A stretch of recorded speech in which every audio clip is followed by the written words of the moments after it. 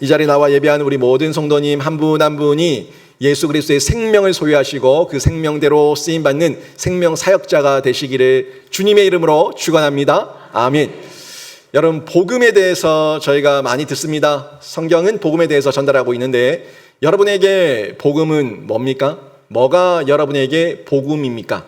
복음하면은 복된 소식, 기쁜 소식 이렇게 정의를 할 수가 있는데 결국 여러분 귓가에 들려지는 소식 가운데 어떤 소식이 여러분에게 복된 소식이고 기쁜 소식인가요? 가끔 문자에서 띵동 하면서 문자가 왔는데 돈이 입금되었습니다. 이런 소식이 기쁜 소식, 복된 소식입니까? 여러분 자녀들이 원하는 대학에 입학하고 원하는 곳에 취업하고 또 승진하고 명예와 인기를 얻고 이런 것이 여러분에게 복되고 기쁜 소식입니까? 물론 사람이기 때문에 우리가 사는 중에 그런 돈에 대한 소식, 자녀의 취업과 학업에 대한 소식, 내 건강에 대한 소식, 여러 가지 소식들이 우리에게 기쁜 소식이 됩니다. 복된 소식이 됩니다. 그런데 그 복된 소식과 기쁜 소식의 기간이 어느 정도 가던가요? 어느 정도 가면은 그 기쁜 소식이 사라지던가요? 우리 인간은 이런 육체적으로 느끼는 기쁜 소식들은 잠깐 누릴 수 있는 기쁜 소식이지만 영원하지 않습니다. 그리고 그 기쁜 소식은 나에게만 제한되고요. 우리 가정, 우리 자녀에게, 우리 가족에게만 제한되는 기쁜 소식이지 옆집에도, 이웃집에도, 온 인류 가운데 대구시 전체에, 우리 한국에 모두에게 공유할 수 있는 기쁜 소식은 되지 않는다는 겁니다. 이런 부분에서 기쁜 소식은 기쁜 소식인데 제한적이다, 또 그 기간이 너무 짧다 하는 면에서 아쉬움을 가지게 되는데, 그런데 진짜 이 영원한 기쁜 소식이 있고요, 제한이 없는 모든 인류에게 주는 기쁜 소식이 있습니다.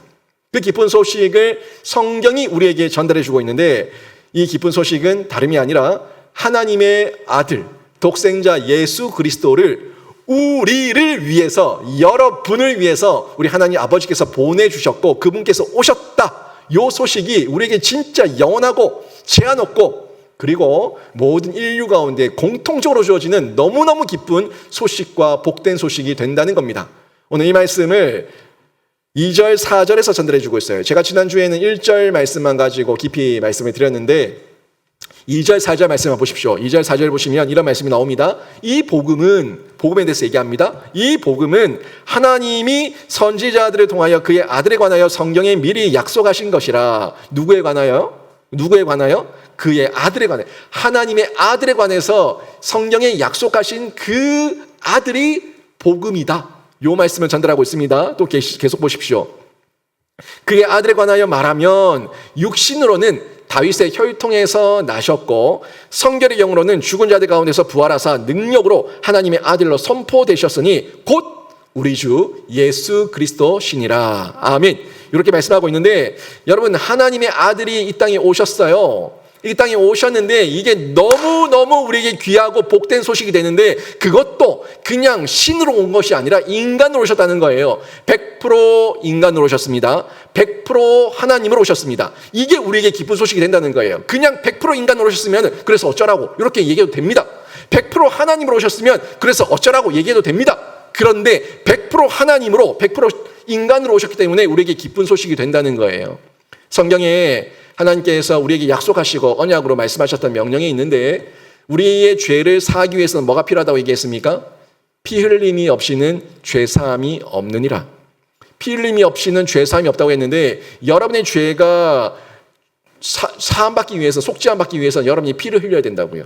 근데 여러분은 이미 죄인이기 때문에 여러분이 아무리 피를 흘려 본들 여러분의 피는 능력이 없습니다. 제가 여러분을 위해서 아무리 죽어보고 피를 흘려본들 저의 피는 여러분에게 아무런 능력이 없습니다. 왜요? 저도 죄인이니까. 모든 인류의 인간이 죄인이기 때문에 그 인간의 어떤 피도 속죄함의 능력이 없습니다. 왜? 그냥 죄인으로 죽은 헛죽음이에요. 그래서 피는 흘려야 되는데 하나님은 피를 흘릴 수가 없어요. 하나님은 피를 흘릴 수가 없기 때문에 피를 흘릴 수 있는 인간, 사람, 육체가 있어야 되는데 육체로, 인간으로, 100% 하나님으로, 100% 인간으로 우리 하나님의 아들 예수 그리스도가 오셨다는 것이 우리에게 기쁜 소식이고요. 또 그 인간이 피를 흘리는데 하나님이시기 때문에, 100% 하나님이시기 때문에 뭐가 없다는 거예요? 죄가 없다는 거예요. 그러니까 이게 우리에게 복음이 된다는 거예요. 그러니까 죄 없는 인간.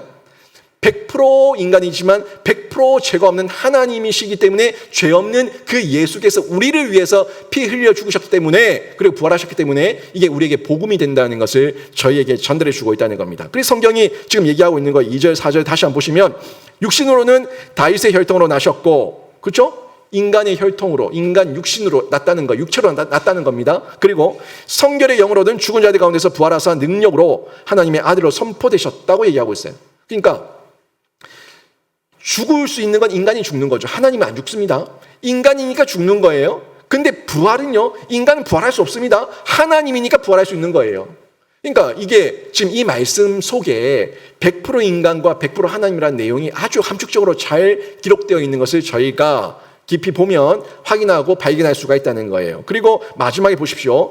부활하신 능력으로 하나님의 아들로 선포되셨는데 그분이 예수 그리스도다라고 얘기하고 있는데, 이게 선포가 나오죠. 이 선포되셨다는 부분이 다른 번역으로, 이 헬러를 좀 더 다른 번역으로 얘기하게 되면은 확인되셨다는 거예요. 그러니까 선포돼서 말로 끝난 것이 아니라 우리의 육안과 우리의 마음과 심령으로, 영혼으로 모든 증인들과 증거를 통해 가지고 확인되었다.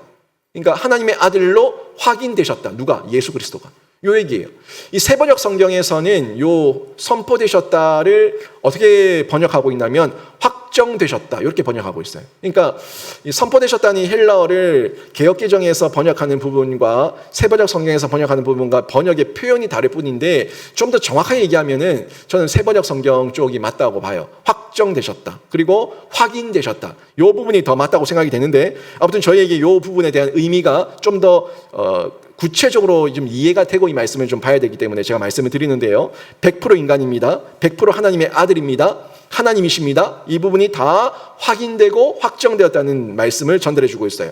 결국 이렇게 선포되신 그 분이 누구냐? 예수 그리스도다. 이 복음이 결국 예수 그리스도다. 복음이 예수 그리스도다. 이렇게 증언해서 요약해서 전달해 주고 있는데, 예수 그리스도가 그러면 나와 무슨 상관이냐? 이렇게 나오면은 피곤해지는 거예요. 문제예요. 이게 문제예요. 100% 인간인 것도 알겠고 100% 하나님인 것도 알겠는데, 그래서 어쩌라고? 나와 무슨 상관인데? 이렇게 얘기해버리면 이게 문제라는 거예요.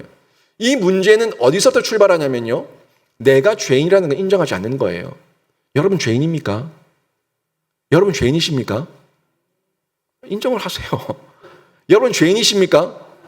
저 죄인입니다. 죄인입니다. 그래서 예수가 필요해요. 여러분이 죄인이라고 인정 안 하면 예수가 필요 없어요. 세상 사람들이 왜 예수를 안 믿냐면, 내가 뭔 죄인인데, 나는 법 없이도 산다. 내가 뭔 그리 죄를 그렇게 크게 지었는데, 내 죄 지은 거 해봤자 담배 꽁쳐버리고 침 뱉고 뭐 무당횡단 좀 하고 그거밖에 없다. 내가 뭔 죄를 그리 지었는데, 이렇게 얘기한다고요. 내가 죄인인 걸 인정하지 않으니까 예수님께서 나를 위해서 죽으시고 부활하셨다, 어쩌라고? 이렇게 얘기하는 거예요. 여러분이 정말 죄인 중에 괴수고 악인 중에 괴수고, 정말 나는 처절하게 죄덩어리고 지옥 갈 수밖에 없는 존재고, 이 죄 때문에 내 마음의 무게감과 죄책감과 이루 말할 수 없는 이 초조함과 두려움이 여러분 앞에 엄습할 때에 예수 그리스도를 통해서 그 자유한 평강을 누리게 되면은, 그 예수의 그 감격이 나를 위해 오셨다는 것이 얼마나 위대한 일인가, 감동적인 일인가, 이걸 체험할 수가 있어요. 배은망덕해요. 화장실 들어갈 때 화장실 나올 때가 달라요. 감옥에서 빼달라고 보석 신청하고 이 가석방 요청하고 집행유예 신청하고 이렇게 막 변호사를 선임해서 막 예를 쓰다가 정말 그렇게 어떤 면에서 구속되지 않고 풀려나게 되면은 금방 잊어버리고 또 죄를 지어. 요 죄인들은요, 내가 얼마나 큰 죄를 지었는가를 느끼지 못하니까 또 죄 짓는 거예요. 우리가 그런 배은망덕을 하면 안 돼요. 정말 내가 어떤 죄인이고 내가 어떻게 지옥 갈 존재인가를 느끼고 뼈저리게 느끼고 눈물 콧물 쏟으면서 울부짖으면서 하나님 앞에 뒹굴고 나서 정말 나를 위해서, 나의 속량과 속죄를 위해서 예수 그리스도께서 오셨다는 것을 체험했을 때, 그때에 예수 그리스도가 나에게 상관이 있어요. 예수 그리스도가 나에게 의미가 있어요. 그렇지 않습니까? 나와 상관이 없는 예수는 아무런 의미가 없습니다. 내가 죄인임을 먼저 인정하게 될 때에 그때 예수가 나와 상관이 있다는 거예요. 저는 여러분이 철저하게 여러분이 죄덩어리고 여러분이 예수 없으면 죽을 수밖에 없는 죄인이고 지옥 갈 수밖에 없는 죄인이라는 것을 여러분이 뼛속까지 느끼는 은혜가 있기를 주님의 이름으로 축원합니다. 요거 느껴야지, 내가 죄인임을 느껴야지 예수가 필요하다니까요. 그래야지 예수의 오심이 복음이 되지. 내가 죄인인 줄 인정하지 않는데 예수의 오심이 무슨 상관이냐고. 어쩌라고. 무슨 상관인데? 요 얘기 똑같아요. 예수님께서 우리를 위해서 오셨다는 거, 이건 결국 내 죄인됨의 인정이고, 이 죄인됨의 인정이 있을 때 답이 나옵니다. 맞아. 내가 그런 죄인이었는데 나의 이 영원히 풀 수 없는 죄의 문제를 예수께서 해결해 주셨고, 지금까지는 불안, 초조, 염려, 근심, 걱정밖에 없었는데 예수 믿고 난 다음에 이루 말할 수 없는 평안과 평강과 자유함과 기쁨이 나에게 주어졌고, 요걸 경험했을 때 이게 진짜 행복이구나, 이게 진짜 영원한 복음이구나, 생명이구나 하는 것을 경험하고 체험할 수가 있다는 거예요. 여러분, 이게 우리가 느껴져야 되는데 이게 답이에요. 답. 우리의 죄 때문에 예수 그리스도께서 오셨어요. 우리에게 생명의 길을, 영원한 생명의 길을 알려주시기 위해서 예수께서 오셨어요. 이거는요, 돈이 못합니다. 권력이 못합니다. 인기가 못합니다. 아무것도 못합니다. 사람이 못합니다. 오직 하나님만 할 수 있다는 거예요. 그런데 나의 몸만이 아니라 나의 영혼, 나의 영혼과 나의 몸을 영원히 살리는 그 은혜를, 부활을 통해 가지고, 죽으시고 부활하신 그 모습 그대로 우리도 살리시겠다는 그 약속을 통해 가지고 우리가 영원히 사는 영생 가운데 어떤 기대와 소망을 가지게 하시는가 하는 부분이 주어지니까, 이게 믿어져 버리니까 이게 복음이 되고 기쁜 소식이 된다는 거예요. 바울은요, 예수를 이렇게 경험한 거예요. 자신의 신념으로 살았어요. 바리새인 중에 바리새인. 그리고 이 율법으로 흠이 없고, 나는 베냐민 집하고, 나는 이 구약을 다 능통하고 있고, 이렇게 이 율법에 있어서 흠이 없다고 자부하는 이 자만이 사울이 때의 모습이었죠. 근데 사울이었던 그가 자기가 예수 그리스도의 빛을 보고 내가 죄인이라는 것을 발견하고 나니까 꼬꾸라진 거죠. 그리고 뭐라고 얘기합니까? 자신을 바울이라고 얘기하는 거예요. 사울은 요구한다, 이런 이름이었고, 바울은 뭐라고 얘기했어요? 작다. 나는 작은 자다. 나는 작은 자고, 하나님 앞에서 은혜를 입어서 그 복음 때문에, 그 예수 그리스도 때문에 내가 새로운 인생이 되었고, 또 이 복음을 전하라고, 하나님의 복음을 전하라고 내가 택정을 받았다. 이렇게 1장 1절에서 자신을 소개하며 고백하고 있었던 모습을 저희가 지난주에 봤다는 거예요. 다시 말해서 결국 자신의 삶의 정체성, 삶의 목적이 예수를 만나고 난 다음에 내가 왜 살고 내 안에 뭐가 있고 내가 어떤 존재였고 지금 어떻게 되었고 하는 자신의 정체성과 목적을 정확하게 알고 그 가운데서 생명사역으로 뛰어들게 되었다는 거예요. 예수께서 하신 사역. 그리고 그 사역을 내가 이어받아서 나도 나를 살리셨던 그 복음을 내가 누린 만큼 전해야겠다 하는 이 목적과 정체성을 가지고 나가서 생명사역 가운데 뛰어들 수 있게 되는데, 이것이 바울의 삶의 정체성이었고 목표였다는 겁니다. 결국 다시 말하면 바울에게는 뭐가 있냐? 예수가 있어요. 바울의 예수가 있으니까 그 예수는 뭐예요? 생명이에요. 생명이 있으니까 생명 사역을 감당하는 거예요. 예수는 생명의 근원이셨기 때문에 생명 사역을 먼저 시작하셨고, 그 사역을 시작하셔서 그 생명을 전수받은 사람들이 그 안에 예수의 생명이 있을 때 생명을 전하게 되는 거예요. 결국 생명을 가진 자가 생명을 전할 수가 있습니다. 생명을 가지지 못한 사람은 생명을 전할 수가 없습니다. 생명을 가지고 있을 때, 생명을 누리고 있을 때 생명을 소개하고 생명을 전달하고 생명을 자랑할 수가 있다는 거예요. 여러분, 세상에서 가장 행복한 사람은요, 내가 왜 사는지 알고 사는 사람이에요. 여러분 왜 사십니까? 여러분 지금 왜 살고 있어요? 돈 벌기 위해 삽니까? 먹기 위해 삽니까? 아니면 뭐 때문에 삽니까? 우리가 사는 이유를 돈 때문에 산다면 우리는 돈의 노예죠. 우리가 먹고 사는 이유가 우리가 사는 이유가 먹기 위해 산다고 하면 우리는 짐승이죠. 우리가 사는 이유는요, 먹기 위해 살지도 않고요, 돈 벌기 위해 살지도 않습니다. 여러분의 삶의 이유와 목적과 존재 이유를 정확하게 이해를 했을 때 여러분 돈 버는 이유가 생기고요. 그 돈 버는 이유가 그 밑으로 종속되는 거예요. 예수를 위해 돈을 버는 거예요. 하나님의 생명을 전하기 위해 돈을 버는 거예요. 내가 먹고 사는 것도 하나님께 헌신하고 봉사하고 예수의 생명을 전하기 위해서 먹고 사는 거예요. 요게 종속돼야 되지. 예수 안에서 종속돼야 되지. 예수 위에 올라가 버리면은 나의 주인은 예수가 아니라 돈이에요. 세상의 먹거리예요. 거기에 종속되면 우리는요, 불쌍한 존재가 되는 겁니다. 여러분, 삶의 목적을 알고 사는 사람이 정말 행복한 사람이고요. 세상에서 가장 보람된 일은요, 생명을 살리는 일이 가장 보람된 일입니다. 여러분, 제가 목사인데 제가 돈 벌기 위해서 목사를 하면요, 저는요, 사꾼이에요. 그걸 사꾼이라고 얘기하는 거예요. 제가 목회를 하는 이유는, 목양을 하는 이유는 예수 그리스도를 위해서 목양을 하는 거예요. 종속돼야 된다고요. 그리고 제가 교회에서 사례를 받고 뭘 하고 하는 모든 그 이유는 내가 그걸 받기 위해서 목회를 하는 것이 아니라 하나님을 위해서 예수의 생명을 가진 자이기 때문에 그걸 전달하기 위해서 그냥 하는 거고 그걸 따라오는 거예요. 종속시켜야 해요. 예수부터 종속시켜야 돼요. 그리고 저에게 가장 큰 보람이 뭐겠습니까? 저에게 가장 큰 보람은요, 한 영혼이 주께로 돌아오는 거예요. 한 영혼이 예수 만나서 예수 앞에서 내가 죄인임을 인정하고 겸손해지고 낮아지고 내가 바울입니다. 내가 작은 자입니다. 제가 죄인 중에 개수입니다라고 인정하고 저는 예수 없으면 죽습니다 하는 걸 인정하는 그 모습을 볼 때 제가 느끼는 가장 큰 보람이에요. 여러분의 가장 큰 보람이 통장에 쌓이는 잔고가 아니고 여러분의 가장 큰 보람이 여러분이 쌓아놨던 업적과 그 여러 가지 외적으로 보이는 그런 모양들이 아니고 정말 나에게 가장 큰 보람이 그래서 그 돈을 모은 이유도 그렇고 기업을 키운 이유도 그렇고 사업을 한 이유도 그렇고 아무튼 그 모든 것들을 통해서 그래서 결국 영혼이 돌아왔냐, 한 영혼이 돌아왔냐, 한 영혼에게 예수를 전했냐 하는 걸 평가받았을 때 한 영혼이 돌아왔을 때 하나님 앞에서 칭찬받는 줄로 믿습니다. 여러분이 가정을 일구고 있는 이유도 그겁니다. 자녀들 먹고 키우고 옷 입히고 학교 보내는 이 모든 이유도요, 결국 그 아이들의 영혼이 주께로 돌아왔는가, 여기서 하나님께서 자녀를 잘 키웠냐 말았느냐 하는 평가를 받게 된다는 거예요. 이게 보람이라는 겁니다. 인간이 누릴 수 있는 가장 큰 보람이에요.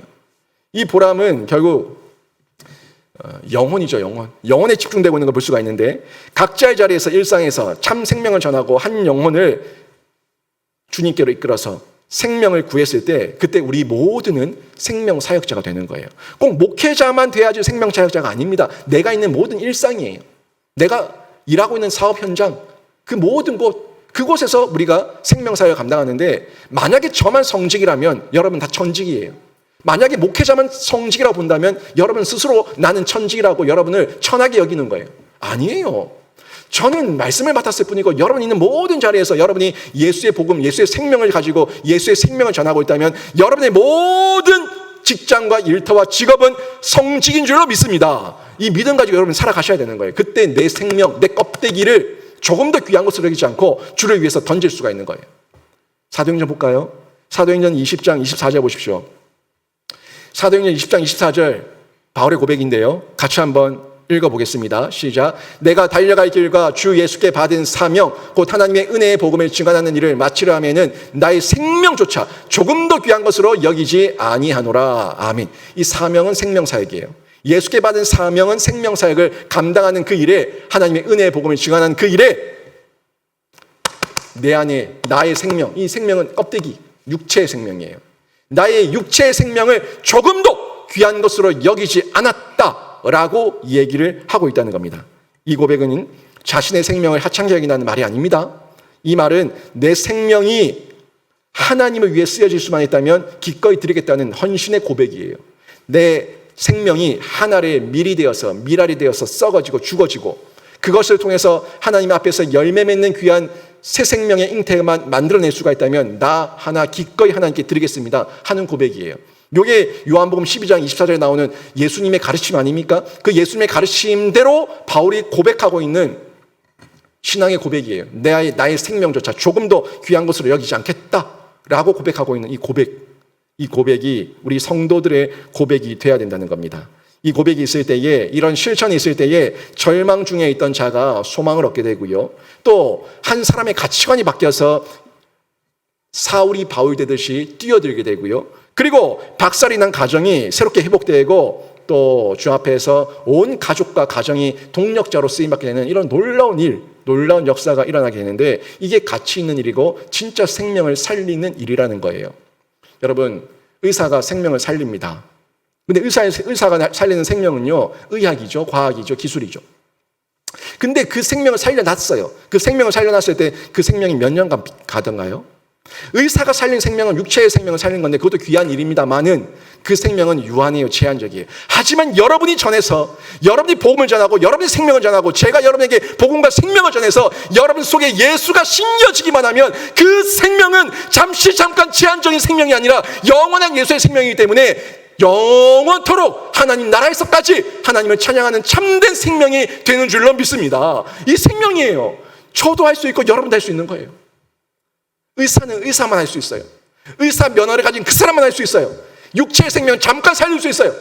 그런데 우리가 살리는 생명은 그런 생명이 아니라 하나님의 라이센스를 가지고 내 안에는 예수의 생명이 있는 그 증거를 가지고 우리가 내 자녀에게, 이웃에게, 교우들에게, 내 사업장에 있는 우리 직원들에게 예수의 생명을 증거할 때에 그들에게 영원한 생명, 나중에 이 육체도 부활로 예수와 함께 사는 그 모습 그대로 다시 살게 하는 그 생명을 증거하는 생명사역자, 참된 영혼의 의사가 될 수가 있다는 얘기입니다.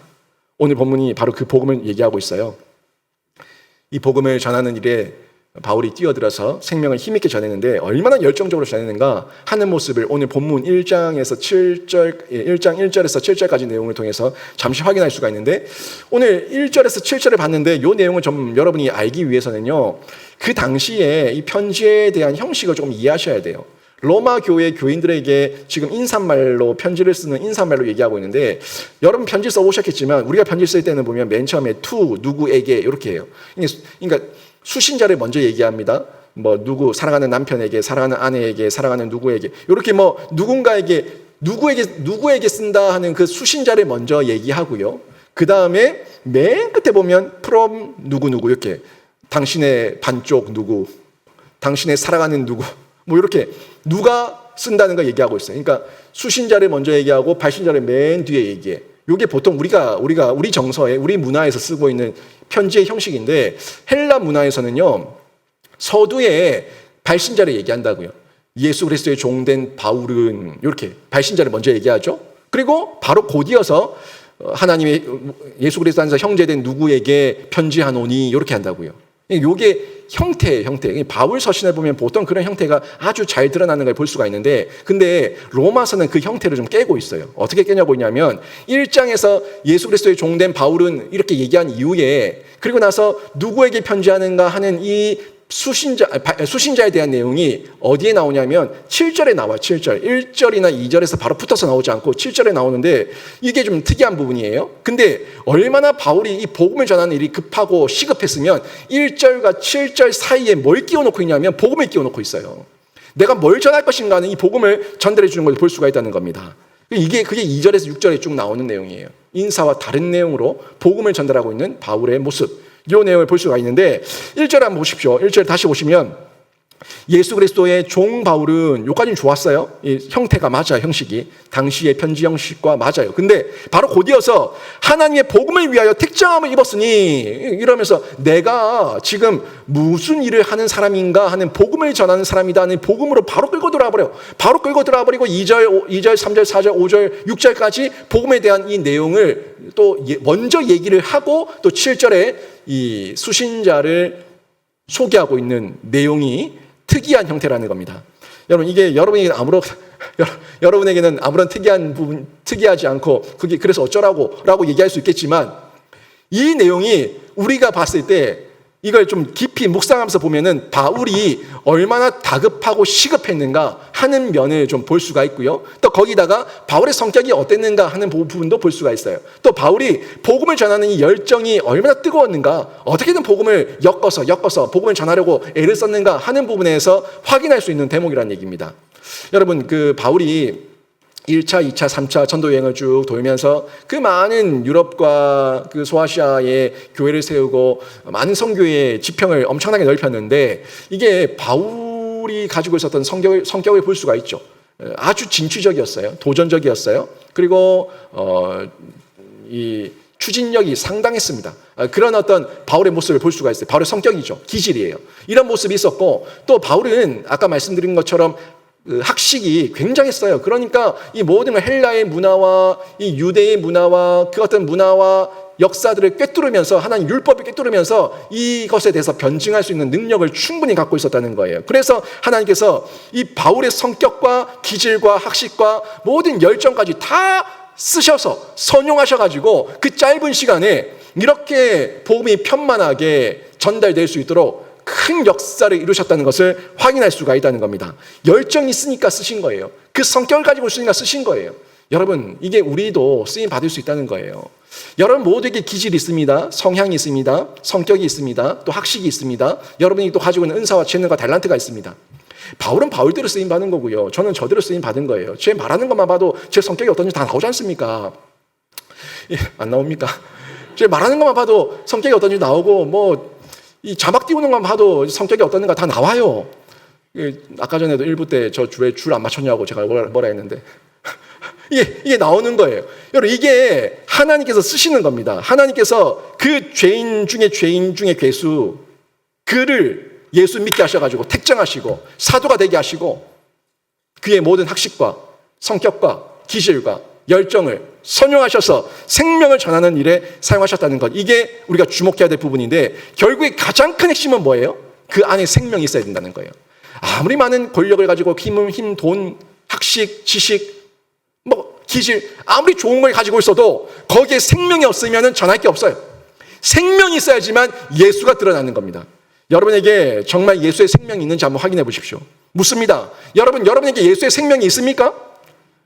대답해 보세요. 여러분에게 예수의 생명이 있습니까? 여러분이 예수의 생명이 있습니까? 정말 여러분이 예수의 생명이 있다면 그 생명이 여러분을 통해서 드러날 수 있도록 여러분의 기질과 학식과 재능과 달란트 모든 것들을 선용하셔서 쓰임 받으시기를 주님의 이름으로 축원합니다. 제가 수요일에 얘기했어요. 생명이 있으면 변한다고요. 생명이 있으면 성장하고 성숙하고 긍정적인 모습을 변한다고. 여러분의 지금 모습 가운데 쭈글쭈글해지고 쪼글쪼글해지고 이 퍼석퍼석해진 이 피부, 이 몸과 모습을 보지 않지 않습니까? 보잖아요. 근데요, 여러분이 그 늙어가는 모습을 볼 때 여러분 이해를 바꿔봅시다. 여러분이 죽었다면은, 여러분이 생명이 없다면 늙어갈까요? 여러분이 생명이 있다면 늙어갈까요? 여러분이 생명이 없으면 늙어가지 않습니다. 그냥 끝난 거예요. 나에게 생명이 있으니까 늙어가는 거예요. 생각을 바꿔보세요. 왜 내가 늙어가는 그 모습을 보면서 나는 왜 죽어간다고 생각합니까? 나는 죽어가는 게 아니라 나는 생명이 있으니까, 아직 생명이 있으니까 늙어가는 거고, 껍데기는 늙어가고 있지만 내 영은 날마다 새로워져서 하나님 앞에 가까이 가고 있는 과정이다. 이렇게 생각하면 우리는 살아있는 생명체입니다. 생명을 소유하고 있는 자고, 그 생명이 날마다 확장되고 있는 사람이에요. 생명의 파문을 일으키고 있는 사람이에요. 생각을 바꿔보세요. 생명이 있으니까 늙어가는 거예요. 생명이 있으니까 변하는 거예요. 그것도 긍정적으로, 신앙의 긍정을 가지고 성숙함으로 예수 그리스도의 장성한 분량까지 자라가는 이 모습으로 바뀌어가고 있는 거예요. 여러분 삶에 그런 생명의 약동이 나타나기를 바랍니다. 그 생명의 모습을 통해 가서 여러분 속에 있는 그 모든 옛 모습, 설의 모습은 죽고 여러분 안에 하나님께서 주신 그 은혜를 바울이 되어서 전달할 수 있는 변화가 실제적으로 나타나기를 바랍니다. 여러분 주신 그 은사와 기질, 열정 있는 그 자리에서 쓰면 되는 거예요. 근데 이 쓸 때에 여러분이 사울로 구하고 있냐, 바울로 구하고 있냐, 요거를 점검하시라고요. 사울 뭐라고 얘기했습니까? 지난주에 사울은 이름의 뜻이 요구라고 얘기했어요. 여러분 계속 요구하잖아. 하나님 저거 주세요, 이거 주세요, 저 사람 미워요, 저 사람 싫어요, 없애주세요, 보내주세요, 제 눈에 안 보이게 해주세요. 모든 게 나를 위한 요구예요. 나를 위한 요구에 빠졌을 때 그 사람은 생명을 잃은 자고 생명이 없는 자예요. 하지만 내가 진짜 생명을 가지면 하나님, 제가 쇳덩어리입니다, 제가 죄인입니다, 제가 작은 자입니다, 제가 바울입니다, 제가 들로스입니다, 제가 종입니다 라고 얘기하면서 자신을 낮은 자로 여기며 나보다 남을 낮게 여기면서 그를 높여줄 수가 있는 거예요. 여러분 속에 있는 교만은, 그거는 생명이 드러내는 게 아니에요. 여러분의 소속을 확인하세요. 여러분 속에 있는 그 에너지가 예수의 생명의 에너지인지 사단 마귀의 악독의 에너지인지 확인하시라고요. 진짜 내 속에 예수의 생명이 있다면 나를 작은 자임을 인정하면서 생명을 전할 수 있도록 늘 둘러쓰입니다. 제가 작은 자입니다. 고백하면서 하나님 앞에 뛰어들게 되는데, 저는 여러분이 생명을 가진 자답게 이 생명을 소유하시고 그 생명이 여러분 속에 있는 기질과 성향과 모든 것들과 어우러져서 예수의 생명을 전달하는 데 쓰임받는 생명사역자가 되기를 주님의 이름으로 축원합니다. 이 생명사역을 감당할 때 저희가 하는 것은 순종을 전달합니다. 순종을 전달하는 자가 생명사역자인데, 결국 순종도 마찬가지예요. 생명도 생명을 가진 자가 생명을 전달하고, 순종도 순종하는 자가 순종을 가르칠 수가 있어요. 여러분도 순종하지 않으면서 순종을 가르칠 수 있습니까? 이렇게 해라 저렇게 해라 말할 수 있습니까? 그게 능력이 될까요? 그게 다른 사람들에게 귀감이 되고 또 도전이 될까요? 그 상대방이 들었을 때 뭐라고 얘기할까요? 니나 잘해라 얘기하지 않겠습니까? 목사가 암만 여기서 떠들어도요, 목사가 그 행실이 엉망이면은 여러분은 제 말 듣지 않습니다. 여러분이 아무런 도전도 되지 않습니다. 아무런 귀감도 되지 않습니다. 마찬가지예요. 순종하는 자가 순종을 전할 수가 있어요. 바울은요, 자신이 사도로 부름받았던 그 목적이 뭔가 여기서 5절에서 아주 정확하게 전달하고 있는데 순종이에요. 한번 볼까요? 5절 보십시오. 그로 말미암아 우리가 은혜와 사도의 직분을 받아 그의 이름을 위하여 모든 이방인 중에서 믿어 순종하게 하나니. 아멘. 그로 말미암아, 예수로 말미암아 우리가 은혜와 사도의 직분을 받아, 은혜도 받았어요. 사도의 직분도 받았어요. 직책도 받았어요. 모든 걸 받았어요. 그 이름을 위하여, 예수의 이름을 위하여 모든 이방인 중에 주변 예수 믿지 않는 사람들에게 순종을 가르치기 위해서, 순종하게 하기 위해서 우리가 은혜도 받고 직분도 받았다 하는 내용을 전달하는 것을 볼 수가 있습니다. 결국 이방인들이 예수를 믿어서 순종하게 하는 것, 이게 바울이 사도가 된 목적인데, 여기서 믿음은요, 아니요 라고 말하는 그 아니요, 그렇게 말하지 않는 거예요. 특히 이 믿음은 아니요라고 말하지 않는데, 그래서 싫지만 할게요 라고 얘기하는 그 복종도 뛰어넘는 거예요. 아니요도 뛰어넘고 복종도 뛰어넘고 순종까지 가는 거예요. 순종. 기꺼이 하겠습니다. 제가 하겠습니다. 제가 여겠습니다. 제가 하겠습니다. 저에게 말씀하옵소서 하는 이 모습, 이게 순종이죠. 아주 진취적이고 또 수능적이고 적극적입니다. 이 순종까지 할 수 있도록 가르치는 건데, 결국에 이 순종의 내용이 뭐겠습니까? 핵심은 하나님 말씀이에요. 하나님 말씀에 대한 순종입니다. 하나님 말씀에 대한 순종을 할 때에 이 순종이 입으로만 하는 것이 아니라 실천으로 하는 것, 실천으로. 여러분, 순종이 입으로만 하는 게 순종입니까? 정말 실천으로 하는 게 순종입니까? 이거 저희 너무 잘 알고 있는 거 아니에요? 진짜 순종은요, 입으로 하는 게 아니라 행동으로 하는 거예요, 행동으로. 제가 지난주에 마태복음 16장에 나왔던 베드로 얘기를 잠시 했어요. 로마 교회 태동에 대해서 얘기하면서 베드로에 대한 이야기를 했는데, 베드로가 예수님께 칭찬받았죠.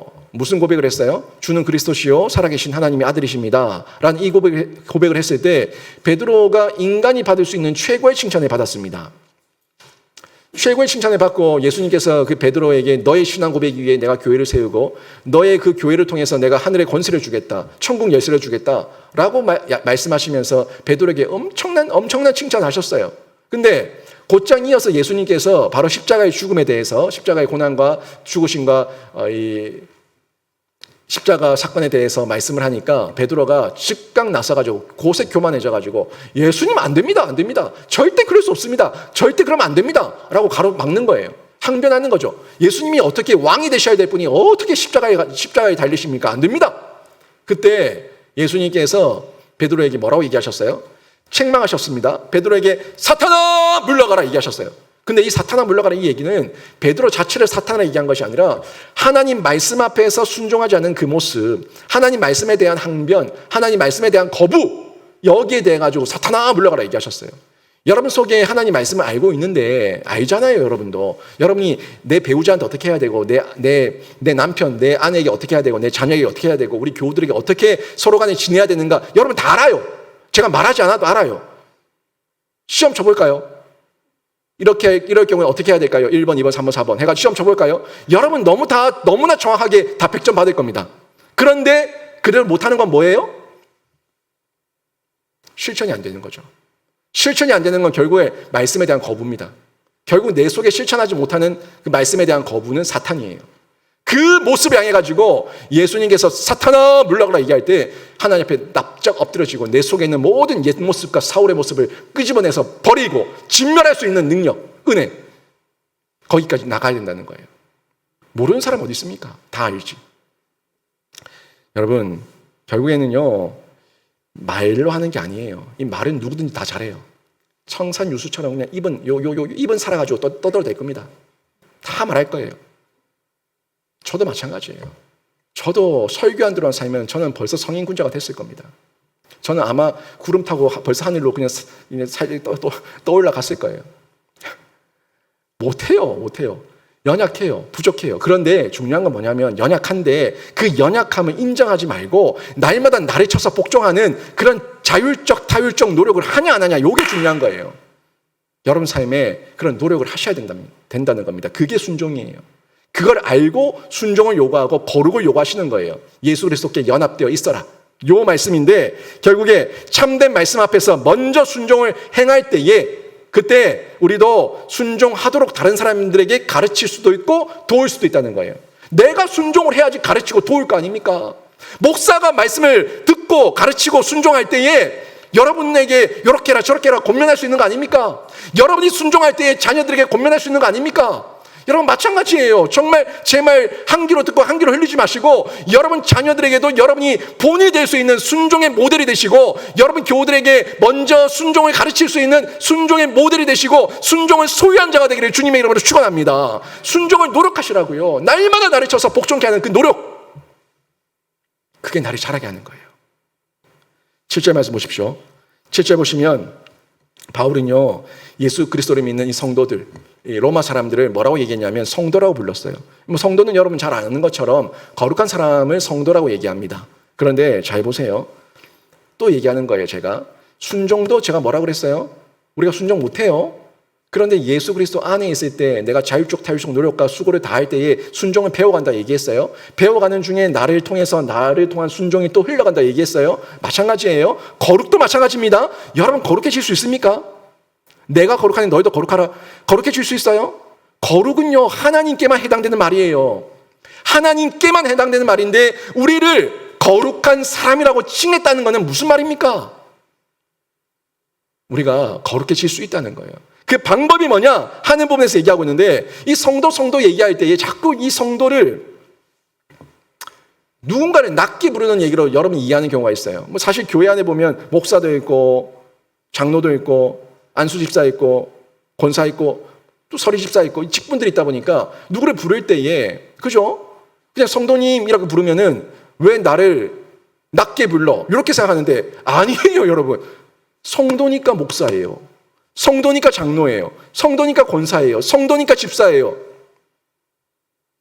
성도가 아닌 사람은 목사가 될 수 없고요. 성도가 아닌 사람은 집사도 권사도 장립집사도 장로도 아무것도 될 수 없습니다. 성도이니까 내가 하나님 앞에서 직분을 받을 수가 있는 거예요. 여러분 성도는 거룩한 사람이에요. 근데 우리가 어떻게 거룩한 성도가 될 수 있냐 하는 부분을 6절에서 얘기해 주고 있는데, 6절 보십시오. 그 대답이 6절에 나옵니다. 너희도 그들 중에서 예수 그리스도의 것으로 부르심을 받은 자니라. 아멘. 누구의 것이라고요? 누구의 것? 예수 그리스도의 것. 여기가 답이에요. 여러분이 죄덩어리고 죄인 중에 괴수입니다. 근데 예수께서 덮어버리시면 그러면 여러분은 예수의 것이기 때문에 하나님께서 보실 때 거룩한 것으로 여겨주시는 거예요. 여러분 한 명 개인을 보면은 하나님께서 심판대 앞에서 저 죄인 지옥 보내, 저 죄인 지옥 보내 라고 얘기했을 때 그때 하나님께서 변호하시는 거예요. 증언하시는 거예요. 아버지, 제 아들입니다. 저의 제자입니다. 제 겁니다. 저의 자녀입니다. 저의 군사입니다. 제 겁니다. 라고 얘기할 때 하나님께서 오케이, 통과. 패스오버. 유월시키는 거예요. 예수 그리스도의 것이 되면은 우리가 거룩해지는 거예요. 여러분 이거 기억하세요. 여러분 안에 예수 없으면은 생명 없습니다. 여러분 안에 예수 없으면은 순종도 없습니다. 여러분 안에 예수 없으면은 여러분 성도 아닙니다. 여러분 안에 예수가 있을 때에 우리가 부르심을 받아서 택정함을 입고 쓰임 받을 수가 있는데, 이 소유는 물건 삼는 소유가 아니에요. 인격적 소유예요. 연합된 유기체예요. 하나됨이에요. 신비한 하나됨이에요. 그래서 그가 내 안에, 내가 그 안에, 요한복음 15장 5절의 말씀처럼 온전한 연합, 유기체적 접속, 이 연합을 얘기하고 있는데, 다시 말해서 그가 내 안에 내가 그 안에, 이 말씀의 핵심은 그 안에 뭐가 있다는 거예요?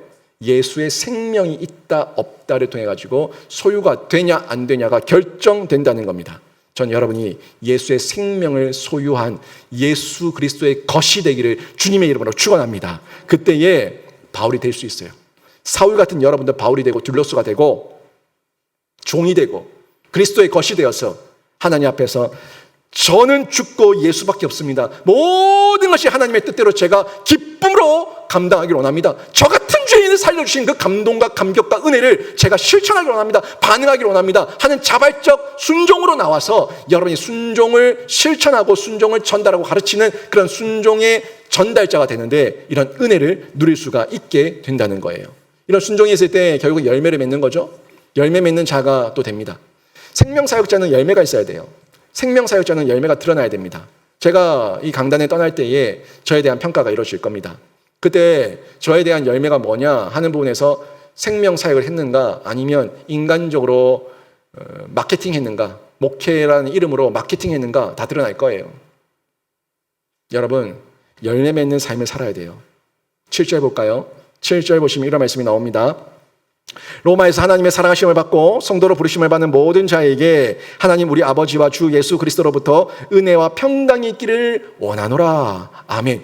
이 말씀으로 지금 수신자를 딱 전달하고 있죠. 수신자가 로마에 있는 하나님의 사랑하심을 받은 성도들, 부르심을 받은 모든 자에게 이렇게 딱 전달하면서 그들에게 하나님의 은혜와 평강이 있기를 원한다 얘기하고 있는데, 결국 바울이 가지고 있는 은혜와 평강이 있으니까 그 은혜와 평강을 흘려보내는 거예요.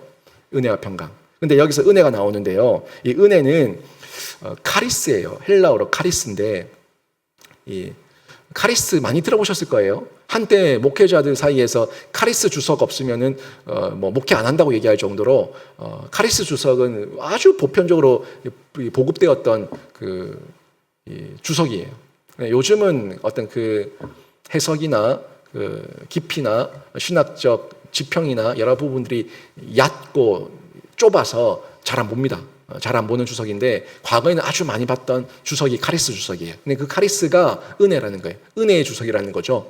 근데 이 은혜를 제가 전에 농담 삼아 얘기했지만, 이 은혜가 무슨 뜻인 줄 압니까? 라고 했을 때, 뭐 참 은혜라는 말을 우리가 기도 중에도 많이 쓰고 여러 성경에도 많이 나오는데, 이 은혜가 저 전라도에서 거시기 할 때 그런 정도로 아주 다양하게 쓰입니다 라고 말하지 않았습니까? 근데 이 은혜를 제가 정확하게 풀이해 드릴게요. 이 은혜는요, 대가를 기대하지 않는 거예요.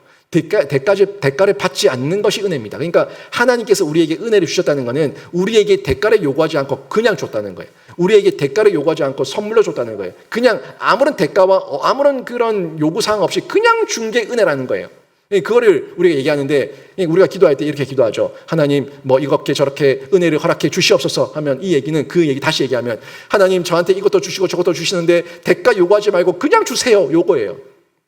아주 뻔뻔한 기도죠. 뻔뻔한 기도, 맞아, 우리가 하고 있는 거예요. 은혜 보좌 앞에 나아가서, 은혜의 주님이시니까 은혜 보좌 앞에 나아가서 은혜로 저희가 기도를 하고 있는 거예요. 근데 이 은혜와 평강이 하나님의 그 성도로 부르심을 받은 자들에게 있기를 바란다라고 얘기하고 있는데, 결국에 너희가 대가 없이 구원을 받았으니까 이제 구원 받은 만큼 더 뭔가를 달라고 말하는 것은 맞지 않다는 거예요. 그러니까 무슨 말이냐면, 다시 얘기하면 애들한테 밥 먹이는데 지가 돈을 벌어서 반찬을 했어요. 쌀을 샀어요. 아니면 설거지를 해요. 뭘 해요? 그냥 앉아서 밥만 먹는 거 아니에요? 근데 애들이 엄마한테 이러는 거죠. 아빠한테. 나 이거 밥 먹으면 뭐 해줄 거야? 내가 밥 먹어줄 테니까 뭐 해줄 거야? 요거 얘기하는 거예요. 아니, 엄마가 아빠가 열심히 돈 벌고 이래가지고 반찬하고 밥 해가지고 밥 차려가지고 밥 먹으라 그랬더니 어디 건방지게 내 밥 먹어주면 뭐 줄 건데? 라고 얘기하는 거예요. 기가 찬 거죠. 배은망덕이죠. 이런 짓은 하지 말라는 거예요. 너희가 정말 은혜로 구원을 받았으면 이제는 정말 하나님의 그 은혜 앞에서 반응하는 그리스도인들. 그게 평강이에요. 평강으로 주어질 때에 욕심 부리지 않고 내 마음에 자유함이 있어서 하나님 앞에 진심으로 반응하는 반응이 나오는 거예요. 은혜를 알 때에 마음에 평강이 있어요. 은혜를 진짜 누릴 때에 내 마음에 평강과 기쁨과 자유함과 감사와 감동이 있어요. 그러면 반응하는 거예요. 근데 은혜를 이용하는 자들, 제가 이거 예수 믿어줬고 오늘 교회 나와줬으니까 이번 주에 이렇게 해주세요. 내가 이번 주에 하나님 앞에 1시간 동안 예배당에 앉아 있었으니까 이번 주에 뭐 이거 좀 해주세요. 요게 배은망덕이죠. 은혜를 받았으면서 그 은혜를 무기 삼아서 또 다른 은혜를 요구하는 이런 모습. 이런 모습을 하지 말아야 되는데, 대가 없이 구원받은 그 은혜를 정말 안다면 계산하지 않는 진실한 반응이 실제적으로 나오는데, 그거는 이 성도의 평강의 은혜가 있을 때, 평강의 그 자유함이 있을 때 나타난다는 거예요. 그래서 바울은 그 로마 교인들에게 은혜와 평강이 있기를 원한다. 또 바울의 서신에 보면 곳곳에서 은혜와 평강이 있기를 원한다 하는 말씀을 전달하고 있는 것을 볼 수가 있습니다. 은혜와 평강이 진짜 신자의 내면 가운데 있을 때에 흉내내는 모습이 아니라 신자다운 신자로, 순종다운 순종으로 열매가 나타나게 되는 거예요. 한번 볼까요? 1절에서 7절까지 쭉 보시게 되면 1절에서 7절까지 입었다라는 단어가 한 번 나옵니다. 그리고 받았다라는 단어가 5번 나와요. 그리고 택정되었다라는 단어가 한 번 나오는데, 입었다, 받았다, 택정되었다. 이 뭐예요? 이 7번의 단어가 전부 다 강조하고 있는 그 무언가가 있는데, 그 무엇을 강조하냐면 하나님의 사랑을 입었다, 하나님의 사랑을 받았다, 하나님의 사랑으로 택정되었다. 요거예요. 결국 대가 없이 주셨던 하나님의 은혜죠. 그 사랑을 받았을 때 입고 받고 택정되었는데, 이걸 강조해서 얘기하고 있는 겁니다. 내가 먼저 하나님께 사랑을 베풀고 내가 먼저 하나님께 은혜를 베풀어서 내가 받아준 게 아니라 내가 은혜를 베풀어서 내가 받아준 게 아니라 하나님께서 나를 사랑하셨고 하나님께서 나에게 은혜를 베풀어 주신 거예요. 여러분이 하나님께 은혜를 베풀어서 이 자리에 나와 앉아 있는 게 아닙니다. 이 착각에서 빠져나와야 되는 거예요. 인심 쓰듯이 교회 나오고 인심 쓰듯이 내가 뭘 해준다고 하나님 앞에서 그 까부심을 하는 거예요. 정말 하나님께서 나에게 사랑을 베풀어 주셨고 은혜를 베풀어 주셨기 때문에 내가 이 자리에 나와 앉아 있을 수 있고, 내가 하나님 말씀을 들을 수가 있고, 내 마음에 찔림도 있고 내 마음에 반응이 있다는 겁니다. 이 전적인 하나님의 사랑이라는 것을 전달해 주고 있는데, 이걸 누릴 때에 하나님을 드러내고 하나님을 자랑할 수가 있습니다. 여러분, 예수 없으면요, 여러분, 우리 모두 죄인입니다. 저도 죄인이고 여러분도 죄인이에요. 예수 없으면요, 죄인 중에 괴수고 악인 중에 괴수입니다. 이 사실을 인정해야 된다는 거예요. 이 사실을 인정해야지만 저와 여러분이 바뀌는데, 예수를 믿어서 의인으로 칭함을 받고 새 생명의 은혜를 누리고 내가 예수께 속했음을 확실히 믿었을 때에 우리가 변화가 일어나는데, 여러분에게 다시 한번 묻습니다. 여러분이 정말 죄인임을 믿습니까? 죄인임을 인정합니까? 죄인임을 여러분이 알고 있습니까? 요 사실을 알고 있을 때 예수가 필요한 거예요. 예수를 믿어서 내가 의인이 되고 새 생명의 출발을 할 수 있고 은혜를 입었을 때 열매를 맺을 수가 있다는 거예요. 내가 죄인임을 인정하지 못하는데 무슨 열매가 있어요? 예수도 없는데, 예수가 필요 없는데 무슨 열매가 있어요? 악독만 있지. 내가 죄인임을 인정하는 그 시작이라고. 이걸 내가 죄인임을 인정할 때에 내가 예수가 필요하고 예수를 믿었을 때 예수 앞에서 순종하게 되고, 순종했을 때에 결국 열매가 나타나는 거예요. 그게 생명사역의 열매예요. 여러분, 얘가 이 사실을 믿으면요, 이 사실을 믿으면 지금의 상황과 환경이 다시 해석됩니다.